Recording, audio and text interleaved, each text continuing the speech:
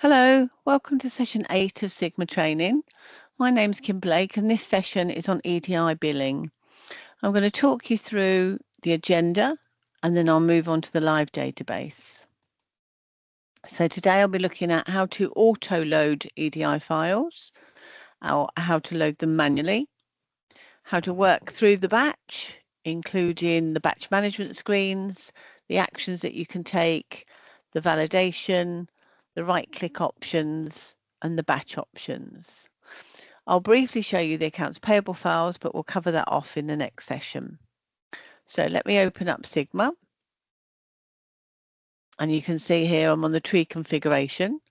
I'm going to start with the data menu. So importing data goes through data exchange and either import data manually or auto import. With the auto imports, if you have them set up, they'll appear here. If I click on the add, the data goes in here. So we'll give you a bespoke email account. You get those emails, the EDIs, sent to the email account. Sigma trawls that daily, and when there's anything in there, it picks it up and it puts it into your database for you. Alternatively, if I come back to the data menu, data exchange and import data, so you can manually add those files.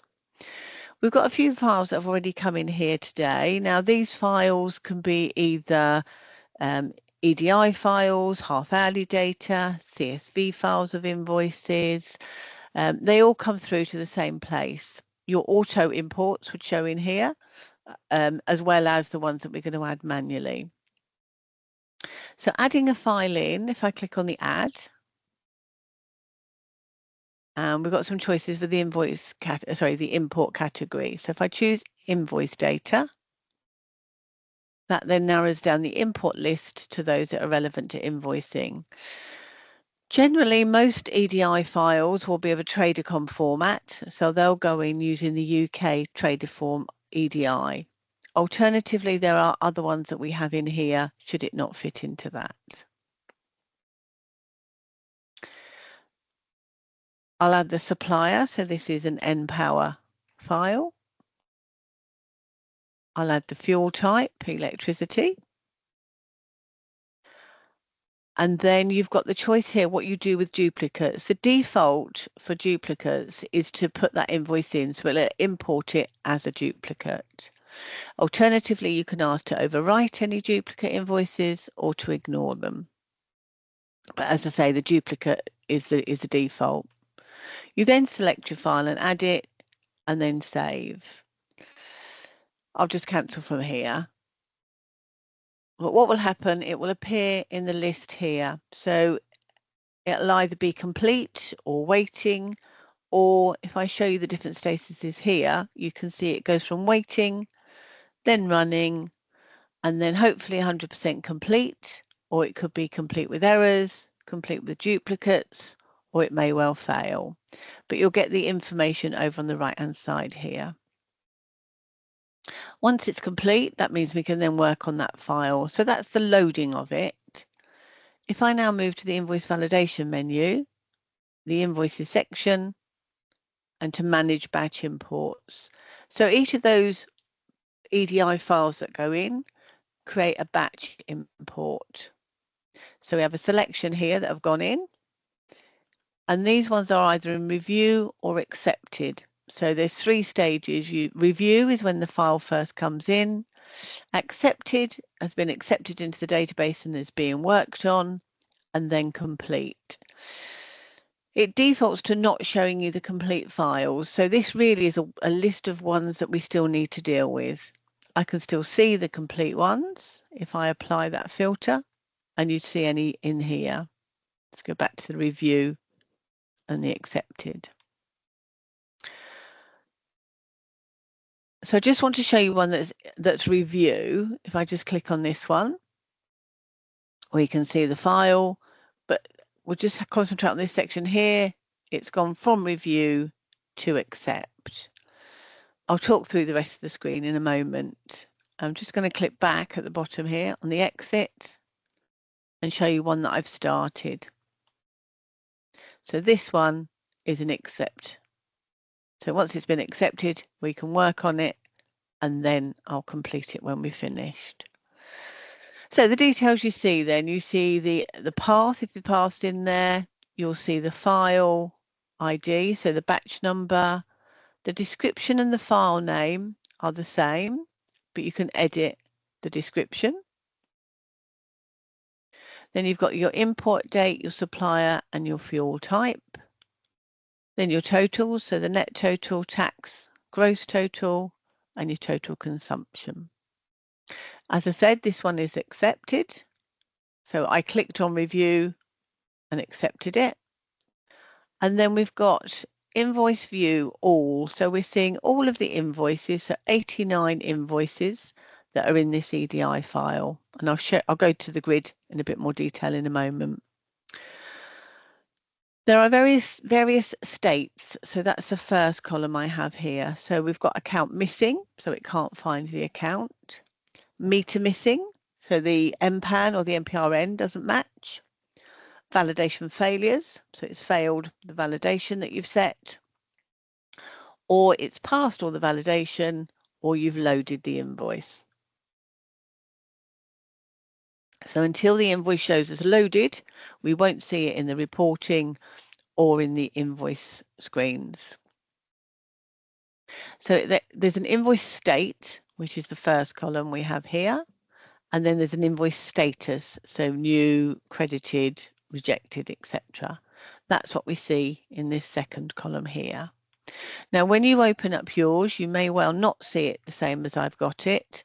I've changed this screen around to suit what I want to see. So I've moved the columns around. If I click here and show you, I've added in or hidden other columns. So I've sorted it, I've made the column widths how I want them, and then once I was happy with it, you save the view. Once you've saved it, that means each time you log in, you'll see it in this format.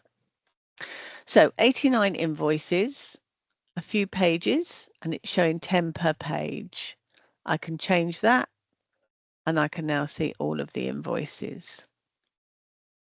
So the columns I think are important for me is the state, the invoice status, the site name, the account number, invoice number, start and end dates of the bill, the serial number, the supply number, and the totals, and then if there's any queries. As I said, it's up to you how you see this. But these states relate to, as I said, this first column here, and you can take them out or add them in. So if I just wanted to look at the failed validation, that's what I'm seeing now. So I've got 13 to view. If I want to see the ones that I've passed, there aren't any, and there's the loaded ones. Now, at the moment, I have a lot of account missing. That's simply because I've just picked a file and I'm just creating a batch to show you. But I would, in this instance, I would need to right click and create a new account for these.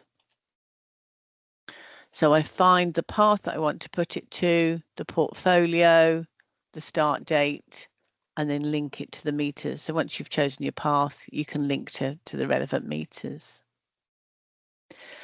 Let me have a look at the ones that have failed the validation. So I'll take the other ones out and we'll just look at the failed ones. So the status is failed, it's failed validation, and so is the state. Now each one of these I can click on the account number and on the invoice. If I click on the account number, it gives me the details about the account, the meter that it's linked to, the meter name, and the contract, if applicable. The invoice shows me the invoice details, so the standard details, the total comparisons, and then another 3 tabs of data. So we have the consumption details. So in here, if there's more than 1 meter, you'll see 1 or 2 lines or more. And then if there's any readings or if there's consumption totals. On from there, we see the charges summary. So this is showing us the charges that have gone in and what sigma's calculating. It's in green, so it's matching. If it was in red, it wouldn't match. So all of these charges are matching the calculated charges. So each line we see the meter it's relevant to, what we call the charge finder, so standing charge, capacity, etc. The price or the price per unit, and then how many days that's applicable for, and then the charges. Any CCL if it's applicable, subtotals, and then the VAT. So that's the makeup of the invoice. You'll notice these buttons down here. You've got some options to view the PDF, so you can export, to view or attach attachments, to view or add notes, to view or add queries, and to view the invoicing history. So the invoicing history will look at the account and it defaults to the last 12 months. If I look at all time, we'd see if there's anything else in it. I've picked something that hasn't got any data. I'll show you another one in a moment. But let's have a look at the validation summary. So the validation summary is showing what validators it's failed on. The skipped and the passed aren't automatically included in here, but if I wanted to see them, I can add them in. But this particular set of validators is set quite high. I've got more or less every validator on there, just so I can show you the sorts of things that it could fail on. I'm not suggesting that you would want all of these validators, but just to give you an idea. You'll see some are percentages, some are numeric. This one's checking the last 3 invoices. This one's checking consumption against the meter, so customer consumption being the meter.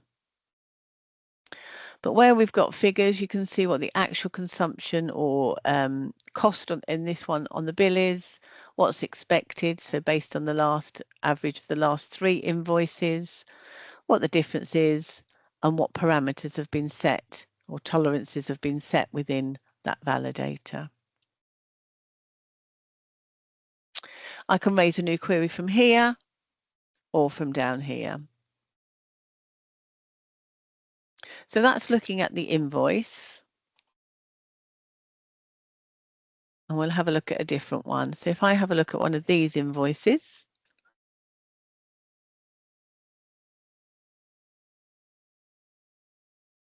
same thing, we see the detail, that's the account. Look at the invoice, you see the invoice details.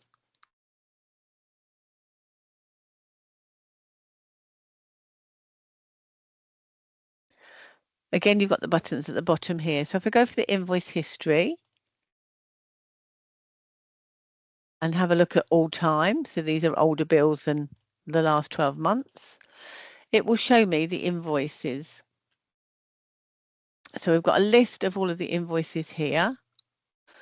And if I click hide and then show the unloaded invoices, it will show me any that haven't yet been loaded into the database. So these could be manual bills in here. They could be EDI bills. And now because I've done unloaded, I can see those that have not yet been loaded into the database. But the black one here is the current invoice. So we can see that's this invoice here. So we've got the invoice, we've got the dates, and we've got the consumption, and then the costs. And then the graph is showing the cost. I can just look at the current invoice or look at the history. So good if you're doing some comparisons with previous bills, previous years, whether or not that be on your cost or on your consumption. And you've got a little button here where you can download that grid if you want to. So the difference is whether or not you show or hide the unloaded invoices and the time period that you view.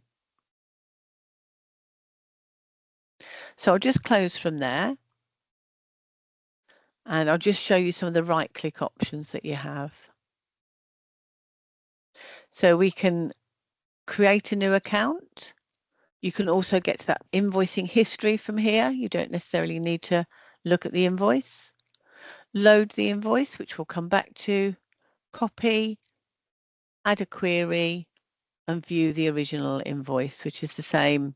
That will show you the invoice, and you can get to the other tabs as well. So I would need to work through these and say whether or not I want to load them into the database. So if, for example, I was happy with this invoice, I can right click and load. Now that brings me back in here, and we can now see the numbers will go down in the failed validation, but up in the loaded. You don't have to do each one separately. I can choose one or more, and then I can perform actions on that. So let's go back to the validation failures. Let's say I've investigated these three. I'm happy with them.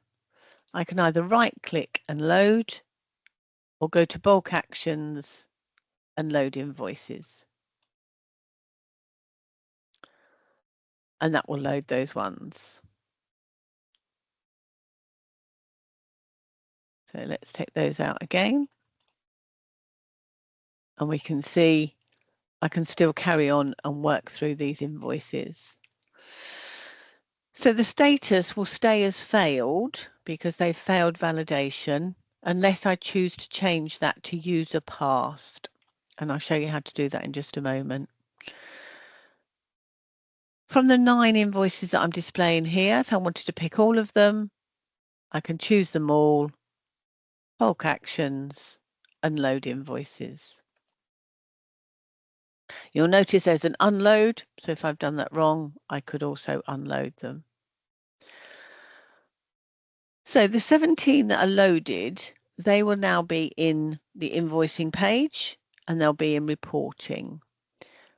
And I can do other actions to those invoices now that they're loaded. So over here, instead of all, if I go to live only, that will show me the 17.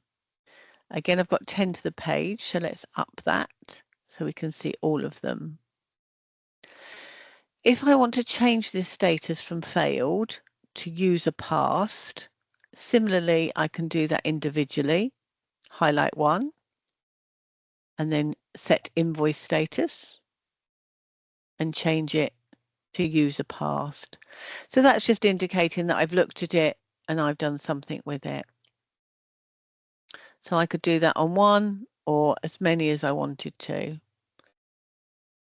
Bulk actions this time, set invoice status, change to user passed. If I now go back to all, takes me back into here. Let's just look at those loaded ones. Look at everything. So I just need to refresh so that we can see those invoice status. We can see here the user passed. So it's not mandatory to change that status. You can keep it as failed. But if you want to indicate that you've looked at the invoice, you've decided to load it, then you can change that status. And I did that by using the live only view. If I click back to live only, it's just showing us our 17 and some are user passed, others are still failed. I didn't do them all. The other options you have on here would be the same as you have from the invoicing page. So things like viewing the invoice details, validation overview, setting the payment status, again, the invoice history, a validation report, and queries. But also you have the export accounts payable information. So that's your accounts payable file. So what you could do, if I just go back to all, you would work through all of your invoices. Once they're all loaded, you'd go to live only, select all of them, and then create your export file from here I'll cover that off in a different session. Once you've finished that, you would probably want to rename your batch. So rename it as you wish. And then you can complete the batch.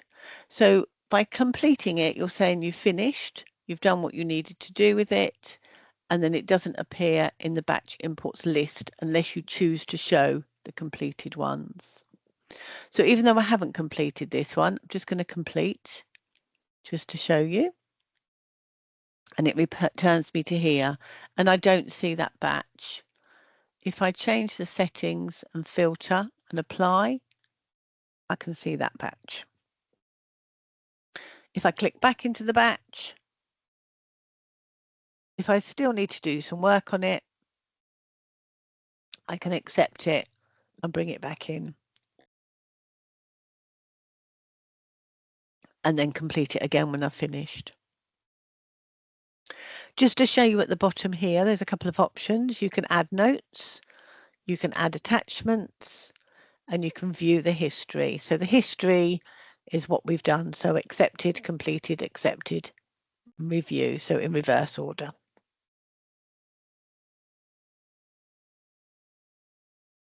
And then exit takes me back to the list. So if we go back, look at the review and the accepted, I come back to that same list. So if I had renamed it, this is where we would see the new name. So the file name remains the same, but the group description would change. A recap then. So loading the file, if you've set up an auto import, then you don't need to do anything. Those files would automatically be uploaded and appear in the batch imports. If you choose to do them manually, they'll go into import data and add the file. It will appear in here. And once it's complete, go to the invoice validation, invoices, manage batch imports, and you will see your file in here. Click on your file, and that will take you into an invoice batch management and then work through those invoices. So you accept the batch, you've got the right-click options. You'll notice I can't load that invoice because it's an account missing, so it needs the account adding first. If we look at just the loaded ones, I do have the option to unload. So that's working through the invoice batch management. As I said, once they're loaded, they're then in the invoicing page and they're in the reporting. As I say, the next session, I'll show you how to create that export file. So I'll show you from invoice batch management, so from here, but I'll also show you from the invoicing page. So if you've got manual bills that you also want to include in an accounts payable file. And just to show you the help files that are available, I go into the online user manual. There's a whole section on how to import them and how to manage the EDI files, taking you through that process. So working through the status failures, for example, how you deal with that. Thank you for listening. I'll speak to you soon.